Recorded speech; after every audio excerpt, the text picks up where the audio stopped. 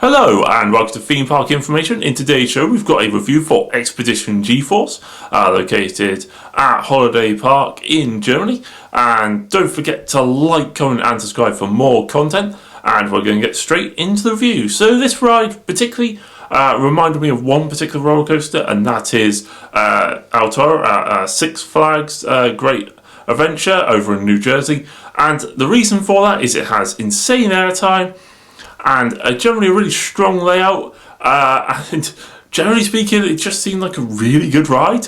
Now I do appreciate that I potentially see El Toro as being not as good as other enthusiasts do. I still really like it, but I actually think this is just slightly, and I mean just slightly better. It has slightly more airtime moments. It has I think 6 or 7 really good airtime moments, and I mean proper ejector hills where you'll be sent flying out your seat as well. I found it to be pretty smooth and comfortable. Maybe not like glossy, but still comfortable enough, and comfortable enough to go on like 10 times.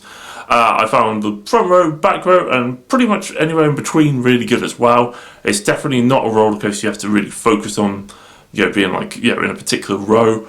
I found the lap bar and seat belt to be really comfortable, very easy to get it into the right spot for you to enjoy the airtime. The lift hill's really good with their cable lift. Fly up there. Drop is good, but could be better. It's really good in the back row, the little like twists. And the layout for the most part is actually really good. I actually think this ride is also in a really cool spot, kind of being really close to the rapids and pretty much surrounded by trees for the most part. But still, it's quite easy to get pictures of at points. And I will be honest, I was really happy with this ride. As I say, it's probably in my top 20 favourite roller coasters. Extremely close to El Toro. And I will be honest, I think that's the ride I would compare it most to. If you've been to El Toro, it has a worse drop than El Toro, but I think it has slightly less bad moments than El Toro does. So that's the kind of comparison I've made in my head. It's the comparison I made as I was getting off the ride for the first time. So I've kind of stuck with that. I don't know how well it's going to work for me, but oh well. The ride itself is probably an easy 88 or so out of 100, maybe slightly more. It's very difficult to kind of judge how good it is in some ways with giving it a score like that, because I kind of never cross-reference it between what I've given things in the past. But oh well. Anyway, I will highly recommend going on it. It's a fantastic ride. Very little in the way of downsides. The queue line is a little bit uneven and awkward, maybe, as a downside. And there was only one train running, but it really only needed one train. And I also will say, and this is potentially a little bit more controversial, is there are some very poor safety practices being conducted by the 2 ride attendants.